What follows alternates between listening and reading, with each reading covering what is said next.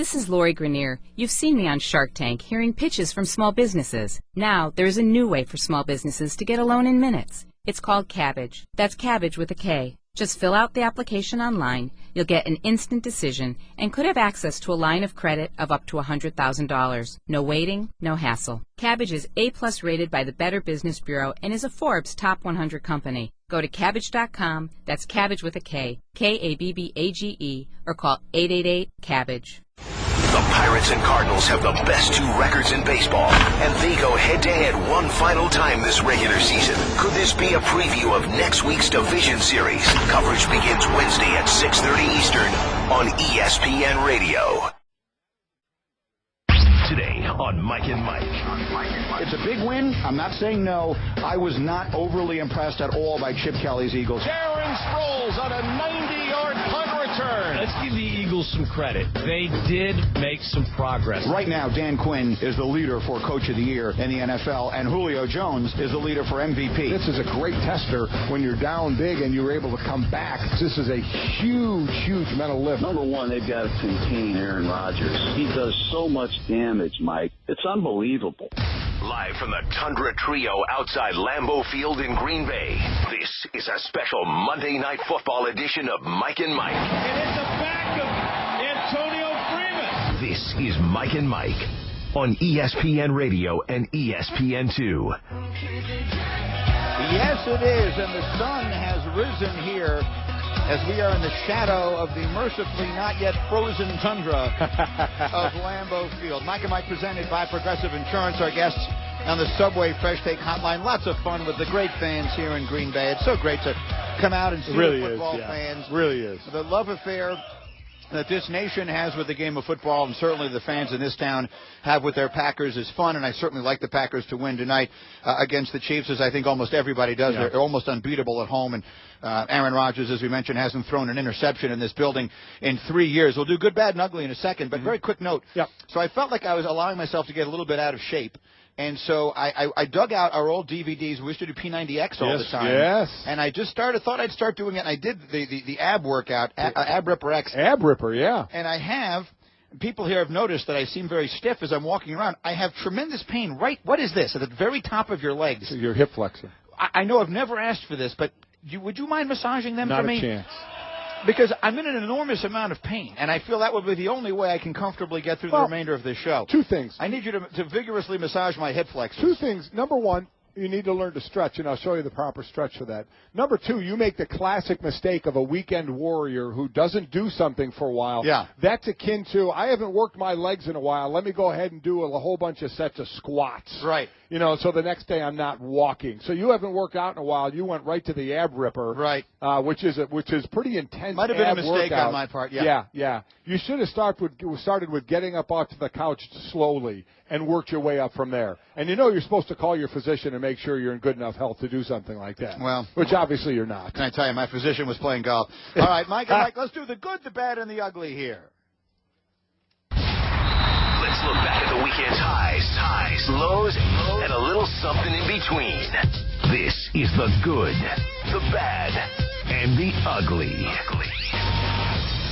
All right, we've got a good, bad, and ugly, both one each from inside and outside the NFL. We'll do an NFL good, bad, and ugly, and we'll do stuff from outside the league. The good in the NFL has got to be Tom Brady. Yeah. What else can you say? The guy is genuinely playing as well as he ever has. So, I see these columns, is Brady in his prime right now? You can't say a man is in his prime when he's 38 years old, but he is playing the best he's ever played. I'm not going to go that far. He's not in his prime, but he is playing as well as he's played. This is, remember the season that he had in 07, 50 touchdowns and about, 20,000 yards or whatever it was. I mean, it was incredible. He's on a better start than that right now. But he joined a pretty exclusive club, and I'm sure it won't be the last one that he joins. He had a couple of touchdown passes, so he now has 401 for his career. He's the fourth player joining, pretty recognizable names in Peyton Manning, Brett Favre, and Dan Marino.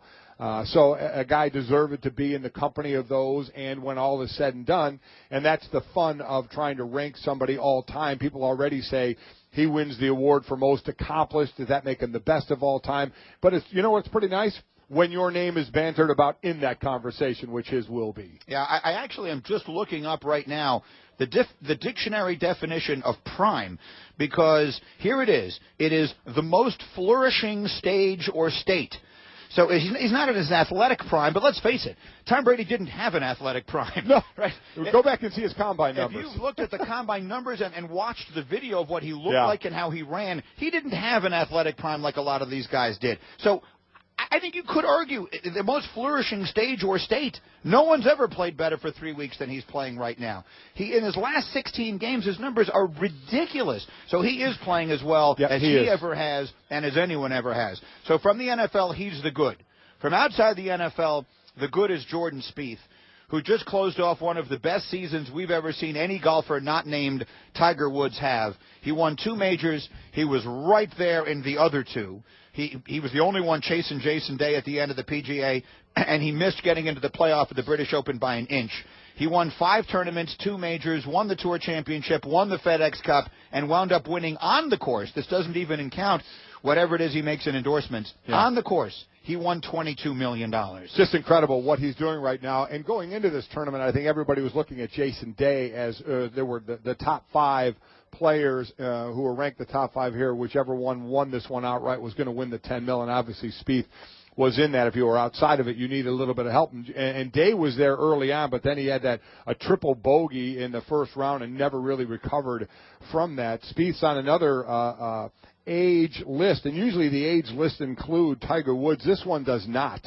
At age 22 years, 2 months, Spieth is the youngest player since Horton Smith back in 1929 to win 5 times in the season. So, you want to talk about, we've talked about a lot of different sports in the hands they're in of the young players, and golf is right up there with the rest of them as far as some youth, this guy being, front and center. Absolutely. And if you were looking for a young, incredibly attractive in every way that matters, American star, which is what we have not had in the world of men's tennis in what feels like forever, Spieth comes along at exactly the right time. When Tiger and Phil are sort of on their way out, Spieth comes riding in, and he's a guy that I think people can really gravitate to, with Day, who is Australian, and McIlroy, who's from Northern Ireland, forming a big 3 in the world of golf. It couldn't possibly be working out any better. So that's the good. The bad, both from inside and outside the word of the NFL, I just overrided anything that Golic wanted to do and made Brandon Marshall my bad, because that is a stunningly bad play by a veteran player in a critical moment. And again, people are acting like, well, they're desperate. There was 5 minutes left in the second quarter of an NFL game yesterday. They're down 17-0. It wasn't 35-0. The game really wasn't out of reach until he did this. So that's not just your run-of-the-mill bad play. I think it's actually being undersold just how big of a blunder that it was. Are you going to need to get to your weekly therapist before you can move past this? Listen, am I overstating the significance of the play? Yeah, you're overstating it like you overstate most. Yes, it was a bad play. It didn't. There are 5 to 6 plays a game that can cost you. This was one of them. After this play, the Jets had a chance to get back in this game and still win it. So they had chances. Did this hurt? Yes. Is it the worst place known to mankind? No, it's not. But it was a bad play. I will give it to you that it could be in the bad here, but I'm not going to use all the wonderful adjectives that you use for it. Well, because you're not quite as, you're a tad challenged when it comes to vocabulary. That's true. I grant you that. But to me, that was clearly the NFL's bad yesterday. From outside the world of the NFL, let's look at Oregon and Auburn as 2 teams for the bad, because those were 2 teams I think a lot of people had in their Final Four, and they went into a weekend where they could not afford a loss, and they both suffered them, and bad ones. Auburn doesn't score a touchdown. Oregon gets blown off the field. There will be 4 teams that play for the championship this year, and neither one of those will be among them. Mississippi State 17-9 over Auburn, failed to score a touchdown for the first time under Gus Malzahn. 0-2 in SEC for the SEC play for the second time in 4 seasons. Utah just destroys Oregon, 62-20. You want to talk about the most points allowed by Oregon since losing 63-zip at Nebraska in 1985. You want to talk about the difference of a quarterback. We saw what Marcus Mariota helped Oregon do. Mm-hmm. Vernon Adams, I know he had hurt that finger early on, went into the second game with that. In this one, he was just 2 of 7 for 26 yards, got replaced in the game. So what a difference a quarter, especially in that system, the trigger man that Mariota could do so much.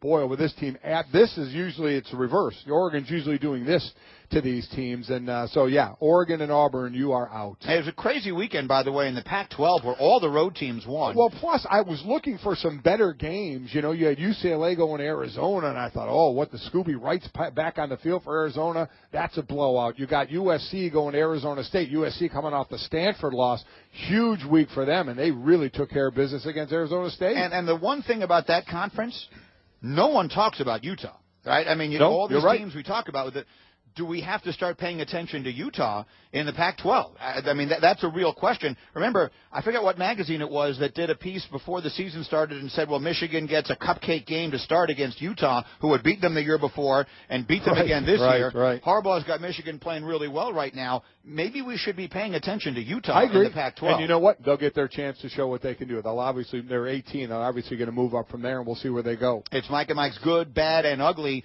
from the weekend in sports. Our ugly in the NFL will be the injury to Ben Roethlisberger. That's one of those where we were in that room yesterday with the Monday Night Football crew watching the games, and I'm always it's one thing for fans to say it, but when I hear guys like you and others who played the game, when you see that play, I hear that sound that you make. You know exactly when something really disturbing has happened, and that's the sound that we heard when Roethlisberger goes down. Now, Jeremy Fowler covers the Steelers for us at NFL Nation, offered these thoughts on where Pittsburgh goes from here, however long it is they are without Ben. It looks like a smart signing that the Steelers picked this guy up, because otherwise they would be in a lot of trouble right now. This is a functional quarterback that has a ton of weapons around him, so that will help.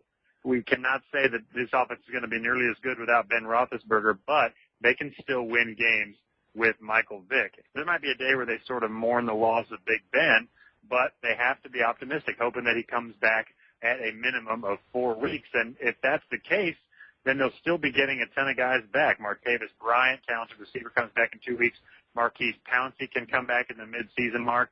If they can kind of fizzle in Ben at that point as well, then you're in a great spot to still make a playoff run. Listen, that's looking at the glass half full, and I get it. You want to look at it that way a little bit. You're definitely going to mourn the loss when Ben's gone from like right when the hit happened. Start mourning right away if he has to miss any time. And I understand about the players that are coming back. I do get all that. But you're playing without Ben. And I do disagree with I think they're going to be all right with Michael Vick. Michael Vick turns the ball over. Anything you want right now is the safest quarterback in the world. Throw the ball to Brown. Throw the ball to the tight end. Give the ball to Le'Veon Bell. Throw the ball to Le'Veon Bell as a tight end, Heath Miller. Throw it to him. And don't turn the ball over. Michael Vick turns the ball over. That's my biggest fear. Is he still, I don't care how old you get, when you have legs that you can move on, you trust your legs to get you out of trouble, and then you try and make a play, and the next thing you know, the ball's on the ground or the ball's in the hands of somebody on the other team, and it's a bad play. That's my biggest. I do think they can survive this. I absolutely do. But if Michael Vick becomes a turnover machine, they're in a lot of trouble. I agree with you. I agree with the second half of what Jeremy said, which is they're going to get the cavalry coming back in a big way. Yep. And if Roethlisberger only misses 4 or 5 games, then there is ample time to get it back. I strongly disagree with the notion that Michael Vick is what he described him as. Michael Vick has not been that in the last 2 or 3 years. I have great respect for what Michael Vick has accomplished as a player during his career. He's not that player anymore. That's why nobody signed him. When everyone is out there finding backup quarterbacks, Michael Vick was on the street until right near the end of the summer, and there's a reason for that. I could give you a list of probably 10 backup quarterbacks that I think would be better suited to step in there and keep the ship afloat for Pittsburgh right now than Vick is. I agree, because you know what you can't say to Michael Vick? When you're in that quarterback meeting and then I feel, hey, Michael, play it safe.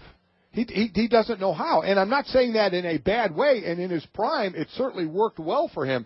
And as I said now, you're going to see plays you're going to go, wow, what a great play. But unfortunately with Michael, you go, wow, I can't believe he hangs the ball out there like that, or I can't believe he threw that. What was he looking at? You get those plays as well. He is not going to change the way he plays. So this is what you have.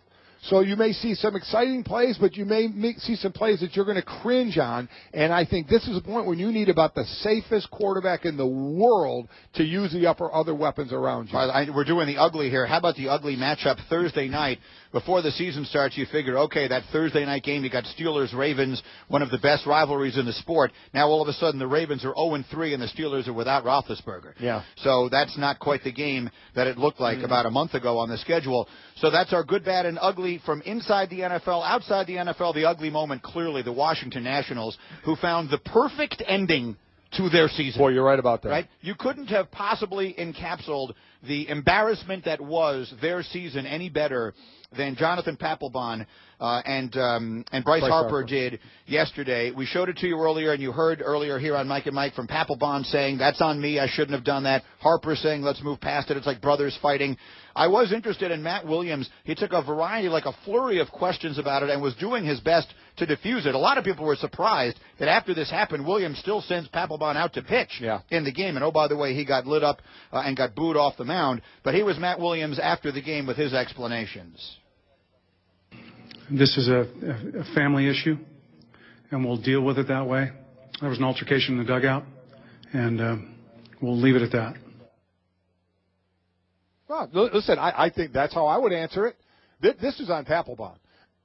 From the on-field, the trade for him obviously was horrific. You want to talk about something not working. This team tinkering and tinkering to what they had, to the run that they were supposed to make with it, and at times maybe a little over-tinkering, like in this case. So from on the field, that didn't work. And then obviously, you have the kind of personality he has, as well as Bryce Harper, who many people, it's however you look at it. Wow, look at this gritty, get-after-it guy. Some will say about Bryce Harper. Others, wow, look at this young punk who happens to be a great baseball player. I mean, it goes from both sides there. Well, one of the things that Dan Dockich, if you follow Dan on Twitter, he's nutty, but he's interesting. Yes. And he was completely on Papelbon's side in this. And one of the points he was making, and I'd love to get your take on this, is just one. He's not a baseball player, of course, but he's just been through the team thing. Was that if Bryce Harper was a guy that had sort of universal respect in that clubhouse, that Papelbon would never have done that. Do you agree with that? That the fact that Papelbon did that he was chirping at Harper the way he did was an indication that Harper does not have universal respect in that clubhouse.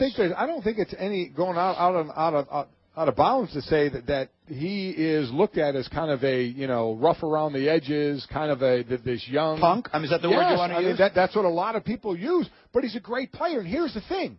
And I disagree with Dan that this wasn't a good thing to do by Papelbon. There's not a chance. He didn't say it was a good thing. I don't want to make that up. All right. But he sort of put a lot of this on Harper. No, this is on this happened. This actual thing that happened is on Papelbon. You can't do this publicly. You can't. You want to go beat his behind in the clubhouse? Go ahead. Get in his face, chirp at him, grab him how you want. If there's a fight, so be it. There's a fight. It happens. It happens. But that needed to happen in the clubhouse. So Papelbon was absolutely wrong for that. As far as Bryce, anybody thinking maybe Bryce needed to be put in his place by someone like that? Seriously, Bryce Harper's not been in the league long. He's going to be your NL MVP this year. You may not like his attitude, but he is a great player. Do you really think that's going to change? Do you really think anybody thinks what Papelbon did is now going to make Bryce Harper sit back and go, maybe I've been going about things all wrong? Well, it's Jonathan Papelbon. If Papelbon's going to do this to you, he's going to make the one that make you aware of this. You can be frustrated with the guy. I get it. But then again, handle it in the clubhouse. But I don't think this is going to be something where Bryce Harper this is a learning moment for him, because he's going to be playing a lot longer than Papelbon and getting a hell of a lot more of awards than Papelbon's getting. He is. And this is the style that he plays. You may not like it. Some like it more than others. But I don't think this was any kind of a learning lesson that we're saying, Jonathan Papelbon did the right thing and taught that kid a lesson. I don't blame Papelbon. Again, I would have done it in the clubhouse, because what you get is frustrated. You see a guy with a ton of talent. That's what you see. You see a guy with a ton of talent, and you're like, come on, dude, this is not the way we play the game. You run this out. Remember back in the day with Griffey, put your cap on the right way. Right. You're nonchalant about the game. So you get criticized. The way Puig was playing with the Dodgers, right? Getting criticized for his style of play, and I'm not going to change. These are the younger guys. You don't hear anything about Mike Trout except he plays the game the right way. But not everybody is going to be, in a box and play it the right way. So how do you deal with it? Do you make everybody say you're not playing the game in the right way? You have to start playing it our way. Bryce Harper's like, dudes, you know what? This is the way I play. This is my mentality. Now, will it change with age? Comes a little wisdom. I'm sure it will. But right now, this is where he's at. So while you may want to blame them both for this, Papelbon, without question, is at fault for the public display of this. But as far as not running plays out and playing the game how it should be played, maybe somebody, and Papelbon did get in Bryce Harper's face, basically saying, dude, you're a great player. Play the game the right way. Right. That part of it I actually agree with. And Matt Williams was a hard-nosed, play yes, the right way guy. Yes. And why he puts up with that from Harper goes to show you that you will give star treatment to star players. Harper's an unbelievable player. And I don't mind the attitude. I don't mind the brashness. I don't mind the personality. You know me. I think that we need more of that in baseball, not less. But run to first base. This is not that complicated. When you hit the ball, run to first base. It's 90 feet. Run there. You're the MVP of the league. You're a great player. Run to first base. They might drop the ball. You teach that to kids when they're 5. Yeah, you do. He should run to first base. I'm now, with you. Should it be Papelbon saying that to him in that spot? Maybe. Papelbon's won World Series. He's been around. He's been there. And maybe he's sick to death of seeing Matt Williams kissing Bryce Harper's behind when Harper's not running to first base. So is Papelbon in the wrong? Yes. Should Harper be running to first base? Yeah. He absolutely should. Does there still need a message to be sent? Well, you could absolutely agree that a message still needs to be sent, but this certainly wasn't the wrong way to do it. And it was also, to cap what was an unbelievably frustrating season. The good, the bad, and the ugly with Mike and Mike, our fall football tour live from Green Bay, brought to you by Goodyear. Also, if you want to see behind-the-scenes views of our trip here to Green Bay, you can follow us on Instagram and on Snapchat. We're at ESPN Mike and Mike for exclusive access that you don't even get on TV. That's at ESPN Mike and Mike, both on Instagram and on Snapchat. Before we go any further, Mike has a special message. Absolutely. Give me the music, Bubba.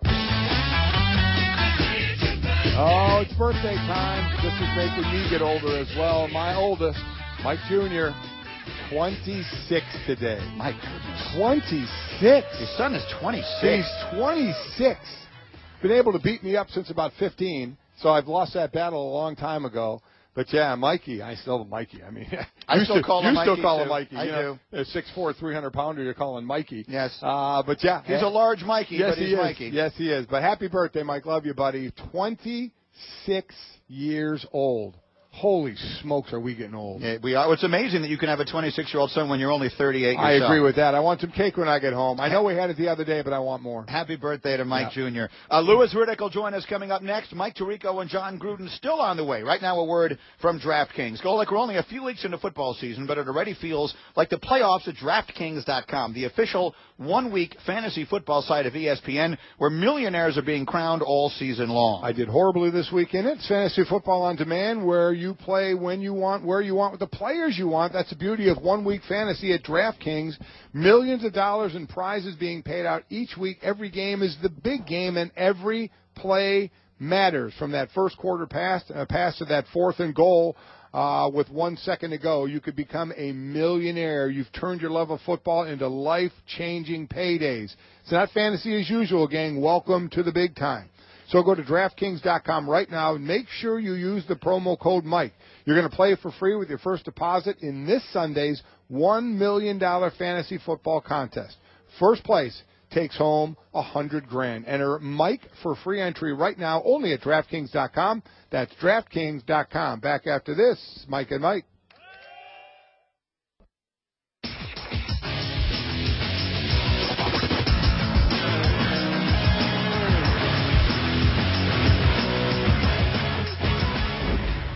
ESPN Radio Sports Center. With us on Mike and Mike, Sunday Night Football, the Broncos stay unbeaten. They beat the Lions 24-12. Detroit still winless on the season. Big Ben, the news probably as good as could have been expected considering how bad the injury looked. According to our Chris Mortensen, it's a sprained MCL in the left knee. He could be back in 4 to 6 weeks. We'll talk to Lois Riddick about it in just a second. Tony Stewart will retire after next NASCAR season. And Jordan Spieth wins the Tour Championship and the FedEx Cup.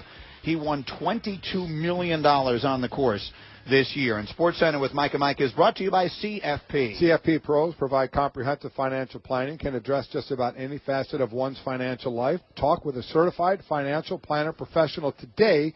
Visit letsmakeaplan.org to find a CFP pro near you. All right, we're Mike and Mike. We're live in Green Bay. Lambeau Field is right behind us. And before we bring in Lois Riddick, there was a time here when Brett Favre, the legendary Packer quarterback, was at his apex, and we were talking about how great he was and all the rest of that. And I asked Golic on the air, did you ever play against Favre? And Golic said, no, he never played against Favre. Don't believe I did, no. And sure enough, almost immediately thereafter, we discovered that he did indeed play against Favre. And in case we needed evidence of that, this gentleman over here has provided it for us. Leslie, if we could get a nice tight shot of this on camera one here.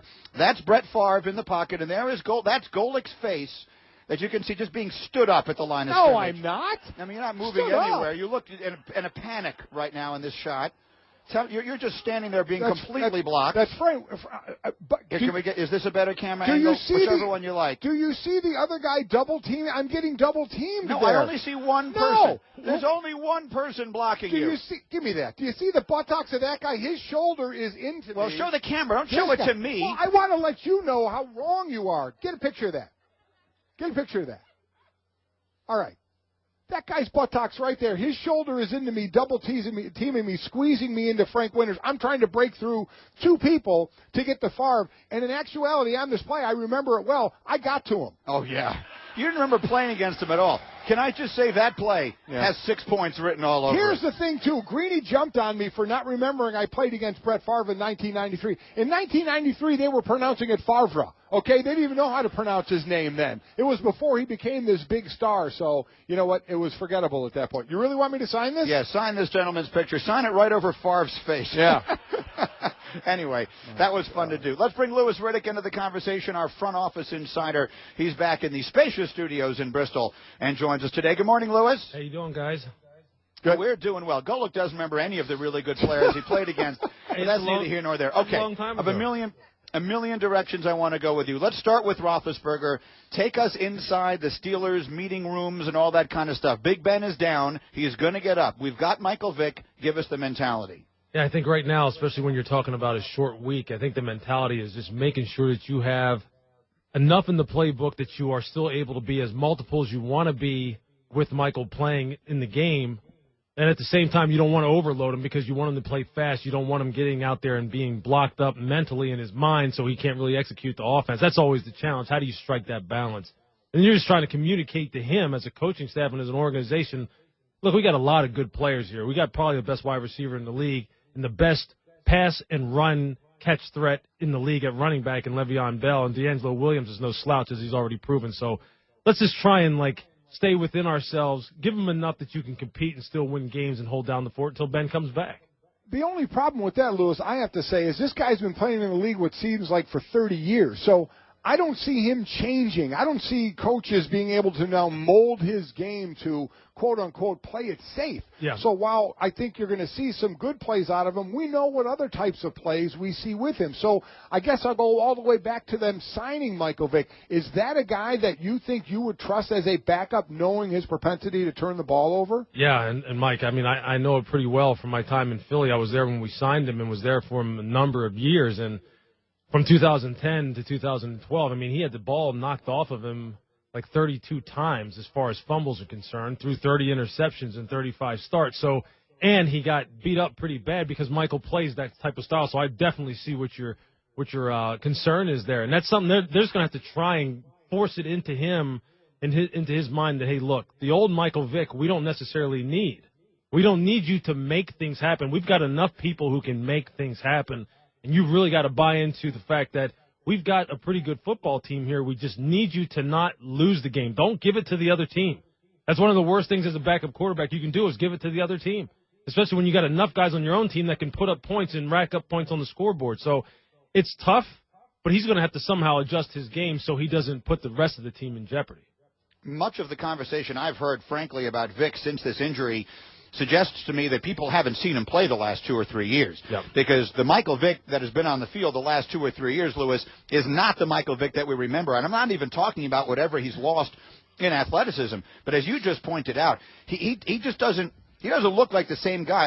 I think we could tick off 10 or 12 backups that right now I think you would rather plug in there and say they'll just keep the ship afloat than a guy like Vic will. Yeah, I think Mike is a victim of his own standard that he set from early in his career as far as being just a very explosive, multiple type of playmaker. And he's not. He really, really ideally, Michael really isn't a backup quarterback in the sense that he's wired to be a starter. He's wired to be the guy who's always getting the reps, who's always in the flow of the season and of the offense. He's not a guy who I think really does well in a backup role when he's not the primary guy.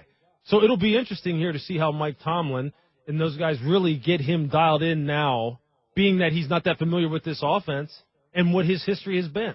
So it's a challenge for him for sure, but look, this is the route that they chose.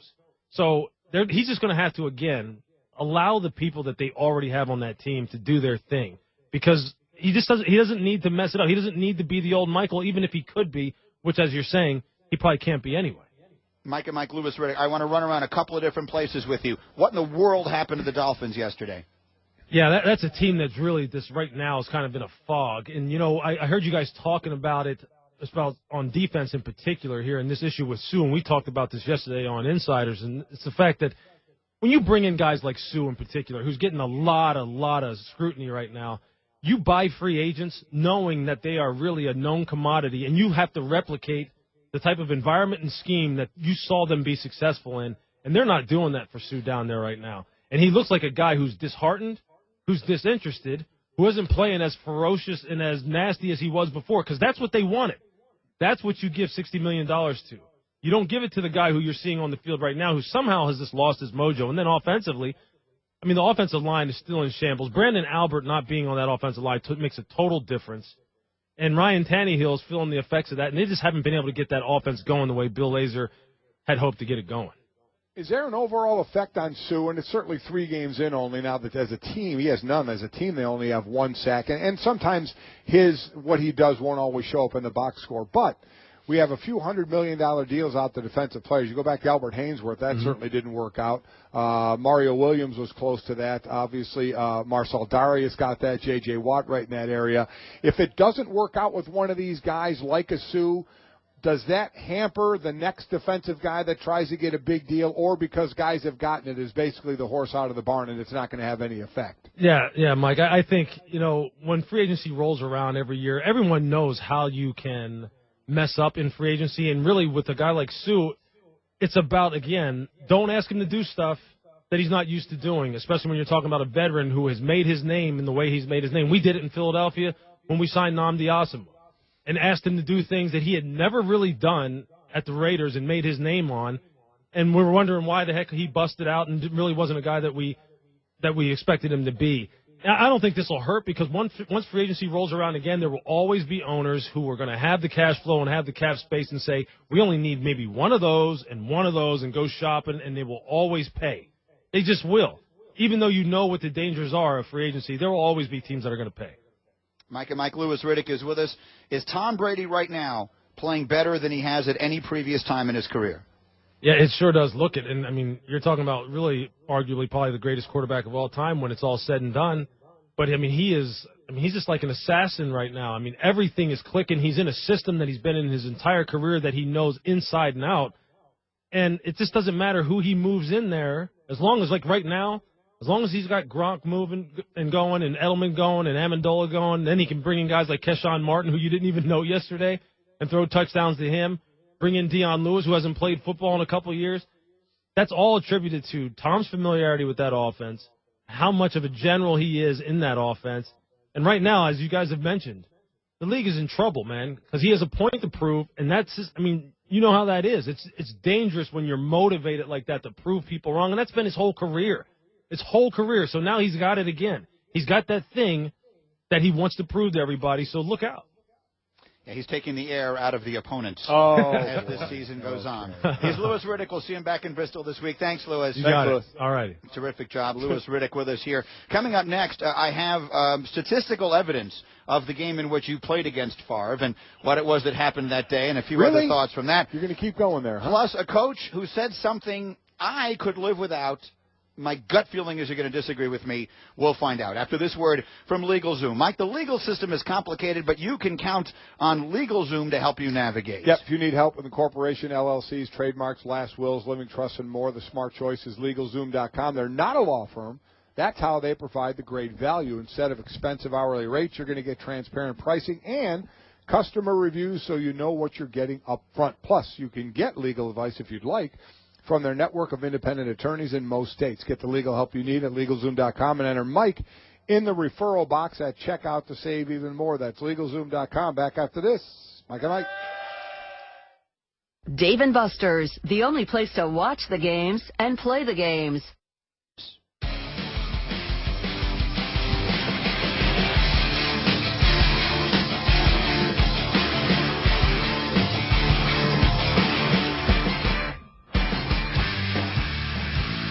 Mike and Mike, our Sports Center brought to you by AutoZone. They want to make sure your headlights and wipers are ready for more hours of darkness, rain, sleet, and snow. AutoZone has everything you need to see better and drive safer. Get in the zone with AutoZone. We're live at Lambeau Field. Yeah. Here's sometimes when TV tries to get too cute for itself. Yeah. Right before that segment that they're telling you, Greeny, we have great video of Golic eating. Why do you need video of me eating when I'm sitting here with the brat and I can just eat it? Yeah. Is the video you're going to show me biting the brat any different than I can bite it up here? I mean, seriously? Are we overthinking this a little bit? If I'm going to eat on air, I'll just get some food and I'll eat it on air, and how about we just show it? Jeff Beebe in Daytona Beach, meanwhile, tweets, have to respect the guy brave enough to wear a Bears shirt in front of a crowd of Packers fans. Well done, sir. Yeah. We do have the Bears fan in the house. Yeah. And frankly... Dude, wait till the cameras go off. Yeah. Wow. And if I were to describe him for those on the radio, he looks, for lack of a better way of putting it, a little closer to me than he does to you. Without a doubt. He's more Greeny-esque than Golic. He's got a little like Ryan Reynolds look to him, not so much The Rock, if you will. Right. So, I do. I give him credit for showing up in the Bear stuff today. One other quick thing on that game. I don't have the photo with me anymore that you signed it and gave it back to that nice lady, but that picture of you playing against Favre. Yes. We did find the game that you don't remember playing against Favre. Okay. November 15th, 1992. Okay. Final score, Eagles 24, Packers 27. Brett Favre had 275 passing yards and 2 touchdowns. Okay. I'm just reading you from this piece of paper now, okay? This is not me editorializing. Hembo sent this. Mike Golic does not appear in the box score because he did not record a statistic. That's just what happened in the game. I'm not, and we have visual evidence that you played. You can't say, well, I didn't play that day because I was hurt. We have a photo of you playing in the game. From the defensive tackle position, so many things can be accomplished without them actually showing up in the box score. No, I know that. You know what I mean? Sure, of course. Yeah. Give me an example. Can't think of one right now, but when I do, I'll get back to you. All right. Let me ask you a question. The coach of Syracuse, Scott Schaefer. Yes. Syracuse played LSU pretty tough over the weekend. I'm talking to Tirico about it. Yep. That was a game. And not that there are moral victories, but if you're Syracuse and you play LSU to where it's sort of a game in the second half, then all things considered, that's pretty good. And he was talking about trying to stop Leonard Fournette, which no one has and maybe nobody will. Fournette ran for 244 yards and 2 touchdowns. And had a long, I think it was like a 70-yard run called back. On a penalty. In a game that LSU winds up winning 34-24. So after the game, they asked the Syracuse coach about going up against Fournette. And his quote, and I'm going to have to clean it up a little, was, quote, I really wanted to kick his butt, to be honest with you. He then said, I know he'd appreciate that. You get a chance to play a Heisman Trophy candidate. You want to knock him backward. You want to get after him. And you want him to no longer be in the Heisman race after you play him. Do you have any issue at all with a college coach saying that about a player? Zero. I wanted to kick his butt. Everything he said is right. You want him to not be in the Heisman race after that game.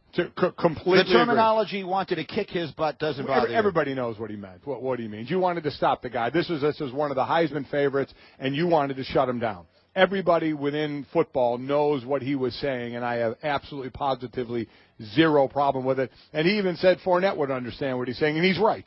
He said, you know what, I'll take that a heck of a lot more than the DB from Auburn, talking the smack he did about Fournette as he ran around and over everybody on that defense, which is just ridiculous for the kid from Auburn to say. I'll take this talk. This wasn't smack talk. This was after the game. The coach said, we wanted to kick his butt. We wanted him to be out of the Heisman race after this game. Absolutely, yes. And guess what? They didn't do it. And he knows that.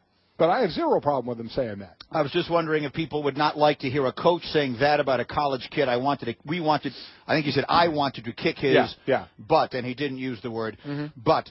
C.J. Nitkowski has a piece on Fox Sports this morning talking about, he polled a dozen current and former players off the record about the Harper Papelbon incident. Okay. Here are some of the notable things to come out of the piece. One, not one person he polled fully backed Bryce Harper. Not one. Okay. Here are some of the comments. Papelbon did what should have been done 3 years ago. The kid has been allowed to loaf for the past 2 years. Someone else said, as much as I hate to say it, Albert, Poppy, and Miggy have earned the right not to run out every ball, partly age, respect, and risk of injury. Harper is 22. He hasn't earned it. And then finally, he quit on his team after the fight, just like he does on pop-ups.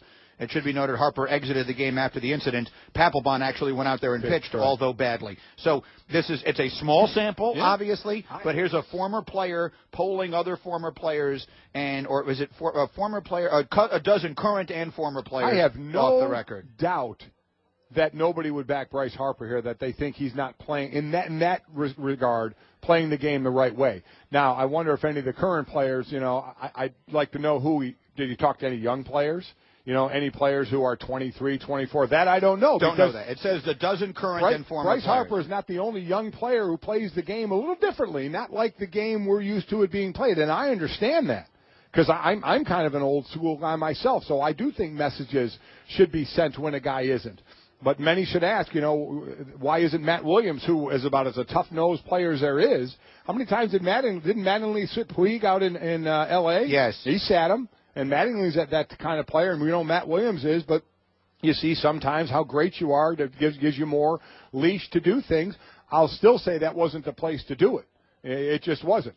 Because Bryce Harper, what was accomplished by that? Are we going to sit there and say he was publicly embarrassed? That's not going to affect Bryce Harper. Bryce Harper, if he cares about anything, it's about what your peers think. That's what you care about. What do others in your league think about you? And maybe this says a lot of them, people don't think a lot about him. But still, I'd say from Papelbon, there's to Papelbon, that's not the place that should have taken place. Well, let me read you what Buster is tweeting. Buster Olney is up tweeting this morning. He tweets, criticism of Harper over dugout fight has to be rooted in dislike for him. There's no way that was right time or place for that conversation. And then he tweeted, if you drew up a list of every player who doesn't run out every ball, it would include icons. Harper's prep and work ethic is excellent. Listen, but we know how he's perceived as this kid, again, who's been on Sports Illustrated when he was 17 years old. Basically, he was the next coming, and you know what? He's lived up to a lot of it. But to those, he has that bratty attitude that some people just can't get past right now. Yeah. Again, I'm a fan of Bryce Harper. I think he's going to be an unbelievable player for a long time. There's some stuff there to clean up, and we'll see if it happens during this offseason after a very disappointing year. Tirico and Gruden together. Football's back, and it already feels like the playoffs thanks to 1 Week Fantasy at DraftKings.com. With millions of dollars in prizes being paid out each week, every play in every game could take you closer to a life-changing payday. Hurry to DraftKings.com now. Use promo code REPLAY and play for free with your first deposit in this Sunday's $1 million fantasy contest. This isn't fantasy as usual. This is DraftKings. Welcome to the big time. Enter REPLAY for free entry now only at DraftKings.com. That's DraftKings.com. And now, for Geico's edition of Stuff Found in Your Car, we go inside your side door pocket. Hello, yes, the crumpled receipt with gum in it. From your anniversary dinner, you sprang for expensive wine, your server was Beth. That dinner was a couple $100. Money you could get back if you switched to Geico and saved hundreds of dollars on your car insurance. I bet you'd save that receipt. Frame it even. But really, where did I go wrong? Was it the corkage fee? Geico. 15 minutes could save you 15% or more on car insurance. Visit geico.com today. The Pirates and Cardinals have the best 2 records in baseball, and they go head-to-head one final time this regular season. Could this be a preview of next week's division series? Coverage begins Wednesday at 6:30 Eastern on ESPN Radio.